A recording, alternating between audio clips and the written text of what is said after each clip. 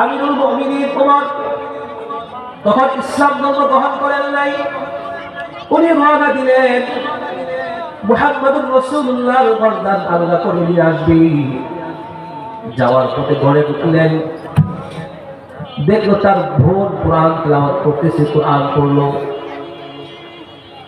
তার বোনকে আঘাত করলেন, বললেন বোন তুমি এতক্ষণ কোন কিতাবটা পড়েছো আমাকে দেখাও। বোন তো বলতেছে না, তুমি তো ইসলাম ধর্ম গ্রহণ করো নাই, তোমাকে দেখানো যাবে না। আর যদি এই কোরআনকে স্পর্শ করতে হয় তাহলে তোমাকে ওযু করতে হবে, গোসল করতে হবে, ঈমান আনতে হবে মুহাম্মদুর রাসূলুল্লাহ সাল্লাল্লাহু আলাইহি ওয়াসাল্লামের দরবারে যাও। তোমাকে নিয়ে যাই, চলো মুহাম্মদুর রাসূলুল্লাহর দরবারে যাব। যদি মুহাম্মদুর রাসূলুল্লাহর দরবারে যাও আর মুহাম্মদুর রাসূলুল্লাহর কাছে যদি কালিমা পড়ে বায়াত গ্রহণ করো, যদি মুসলমান হও তাহলে এই কোরআনকে স্পর্শ করতে পারবে। আমার ভাইয়েরা, আমার আমিরুল মুমিনিন ওমরের জীবন পরিবর্তন করে দিয়েছে কোরআন। বেলাল হাবশী প্রথমেই দাবি ছিলেন না, কোরআনের সাথে সম্পর্ক করেছে বিদায় আল্লাহ তাআলা কোরআন আর রাসূলুল্লাহর মাধ্যমে তাকে দামি বানিয়ে দিয়েছেন। যদিও বেলাল হাবশী দেখতেও সুন্দর না, চেহারাও সুন্দর না। রাসূলুল্লাহ মেরাজে গেলেন, জান্নাতে ঢুকলেন, জান্নাতে ঢুকলেন, দেখতেছেন জিবরীল পিছনে দাঁড়িয়ে আছে। একজন ব্যক্তির পায়ের খড়মের আওয়াজ, চকচক একটা আওয়াজ শোনা যায়। রাসূলুল্লাহ সাল্লাল্লাহু আলাইহি ওয়াসাল্লাম প্রশ্ন করলেন, এই আওয়াজটা কার? জিবরীল, যে আওয়াজটা আসছে আওয়াজটা কার? জিবরীল বললেন, ইয়া রাসূলুল্লাহ, এটা হচ্ছে আপনার একজন সাহাবী, গরীব সাহাবী, যেই সাহাবী ঈমান ছাড়ে নাই, বিদায় জালেমদের জুলুম সহ্য করেছে। ঈমান ছাড়ে নাই বিদায় তার বুকের উপরে পাথর দিয়ে চাপা দেওয়া হয়েছে। ইয়া রাসূলুল্লাহ, আপনার সাহাবী বেলাল হাবশীর পায়ের যে খড়মের আওয়াজ আপনি শুনতেছেন, সুবহানাল্লাহ। মুহতারাম হাজির, মূলত ঘটনা বলার উদ্দেশ্য না, কোরআনকে যারা ভালোবেসেছে যুগে যুগে আল্লাহ তাআলা তাদের নামগুলো স্মরণ করে রেখে দিয়েছেন। একজন বিখ্যাত 107 হিজরিতে মারওয়ান ইবনে মুহাম্মদের শাসনামলে ফুজাইল ইবনে ইয়াস রাহমাতুল্লাহি আলাইহি, উনি বিখ্যাত একজন ডাকাত ছিলেন। ওনার কাজ ছিল ডাকাতি করা। কিন্তু ফুজাইল ইবনে ইয়াস রাহমাতুল্লাহি আলাইহি এর ঘরে আসলেন চুরি ডাকাতি করার জন্য। ঘরের দরজায় নক করলেন, ঢুকবে। ওই ঘরের মালিক যিনি ছিলেন তিনি ছিলেন তাহাজ্জুদ পড়নেওয়ালা। উনি যখন দরজার সামনে দাঁড়ালেন, ভিতর থেকে কোরআনের এক আয়াতের শব্দ শুনতে পাইল। ঘরের ভিতর থেকে আওয়াজ আসলো, আলাম ইয়া'লামিল্লাযীনা আমানু আন তাখশা কুলুবুহুম লিযিকরিল্লাহ। এই আয়াতের শব্দগুলো যখন ফুজাইল ইবনে ইয়াস শুনলেন, উনি সিদ্ধান্ত নিলেন আর চুরি করবো না, ডাকাতি করবো না, উনি চলে গেলেন। এই আয়াতের অর্থ হলো, আলাম ইয়া'লামিল্লাযীনা আমানু আন তাখশা কুলুবুহুম লিযিকরিল্লাহ। এখনো কি তোমার সময় আসেনি আল্লাহর ভয়ে তোমার দিল গলা, তোমার দিল নরম হওয়া? এখনো কি আল্লাহর জিকিরের সময় তোমার হয়নি? এই কথা শুনে চলে গেলেন। ফুজাইল ইবনে ইয়াস নিয়ত করলেন, আর কখনো চুরি করবো না, ডাকাতি করবো না। আর বললেন, আমি তো অতীতে অনেক মানুষের সম্পদ লুণ্ঠন করেছি। বললেন, যাদের কাছ থেকে তাদের সম্পদ নিয়েছি, তাদের অর্থগুলো তাদের কাছে পৌঁছে দিতে হবে। ফুজাইল ইবনে ইয়াস এক ডাকাত, কোরআনের সূরা হাদীদের এক আয়াত তার জীবনকে পরিবর্তন করে দিয়েছে। 107 হিজরিতে ওনার জন্ম। ইন্তেকাল হয়েছে 182 হিজরিতে, কিন্তু আজকে 1447 হিজরিতে এই সাইনবোর্ড বসেও আমি আপনাদের সামনে ফুজাইল ইবনে ইয়াদের আলোচনা করলাম। আমার প্রিয় ভাইরা, মূলত ঘটনা শোনানোর উদ্দেশ্য না, যেহেতু আল্লাহ বলেছেন ইন্নাল্লাযীনা ইয়াতলুনা কিতাবাল্লাহ, কুরআন তেলাওয়াত করো, আমার জিকির করো। এই কুরআন মানুষকে সম্মানিত করে সম্মানের জায়গায় পৌঁছে দেয়। এই কুরআন একজন ডাকাতের জীবনকে পরিবর্তন করে দিয়েছে। আজ বিশ্বে হাজার আলেম একজন ডাকাতের নাম সম্মানের সাথে দেয়, রহমাতুল্লাহি আলাইহি বলে। এই জন্য আমার ভাইরা, যেহেতু আল্লাহ তাআলা কুরআনে বলেছেন ইল্লা মান তাবা ওয়া আমানা ওয়া আমিলা আমালান সালিহা ফাউলাইকা ইউবাদদিলুল্লাহু সাইয়্যাতিহিম হাসানাত। যেহেতু আল্লাহ বলেছেন যারা তওবা করবে, ঈমান আনবে, আমলে সালেহ করবে, আল্লাহ তাআলা তাদের অতীতের গুনাহগুলো মাফ করে দিবেন। এই জন্য যেহেতু মাদ্রাসার ছাত্রদের পাগড়ি পরানো বলেছে আজকের অনুষ্ঠান, এই জন্য আমাদের উচিত কুরআনকে ভালোবাসা, মাদ্রাসার তালিবে ইলম ছাত্রদেরকে ভালোবাসা। রাসূল সাল্লাল্লাহু আলাইহি ওয়াসাল্লাম হাদিসে বলেন যে হাল তা'রিফুনি, কিয়ামতের মাঠে মানুষকে যখন কবর থেকে তোলা হবে, তখন কুরআন মানুষ এমন অবস্থায় উঠবে, অসুস্থ হলে যেমন তার চেহারা ফ্যাকাশে হয়ে যায়, হলুদ বর্ণে হয়ে যায়, ঠিক ওই অবস্থায় মানুষগুলো উঠবে। তখন কুরআন বলবে ইয়াকুলু হাল তা'রিফুনি, আমাকে চিনো? তখন ওই ব্যক্তি বলবে আনা লা আ'রিফুকা, আমি তোমাকে চিনি না। তখন ওই কুরআন বলবে আনা সাহিবুকাল কুরআন আল্লাযী আযমা'তুকা ফিল হাওয়াজিব, আমি ওই কুরআন,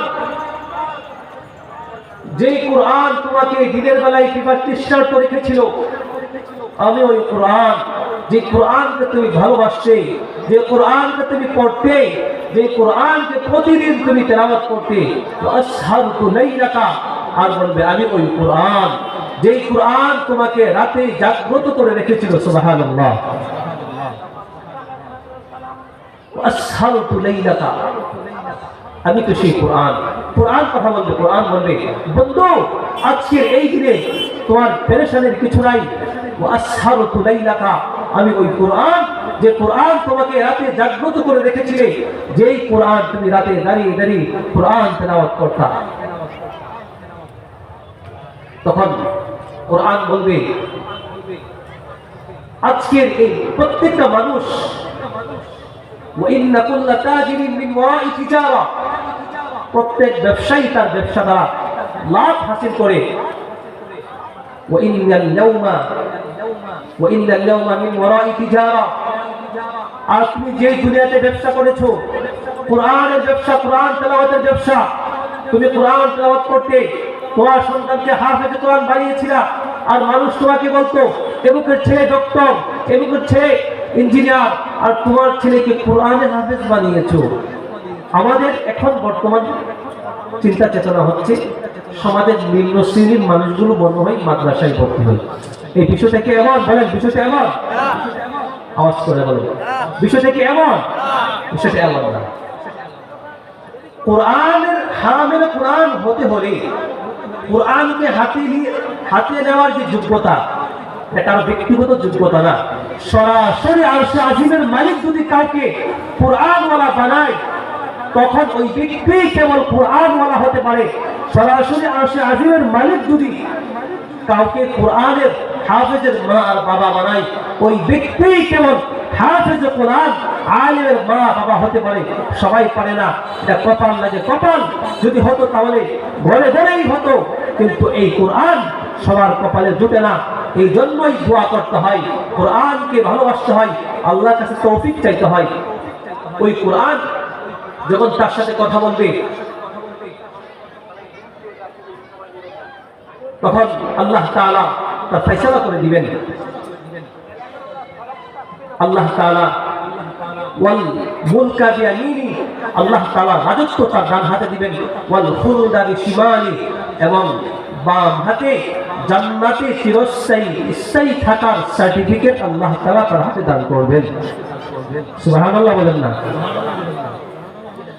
তখন ওই ব্যক্তি বলবে ওয়ায়ুদাউ আলা রাসিহি তাজুল মুকারি, ওই হামিল কোরআন যে হাফেজ হয়েছে আল্লাহ তাআলা সারা পৃথিবীর সমস্ত মানুষগুলোকে একসাথে করবেন, এটা মঞ্চ করবেন, মঞ্চ যেমন এরকম একটা মঞ্চ করবেন আল্লাহ তাআলা, হাফেজ কোরআনকে মঞ্চে তুলবেন।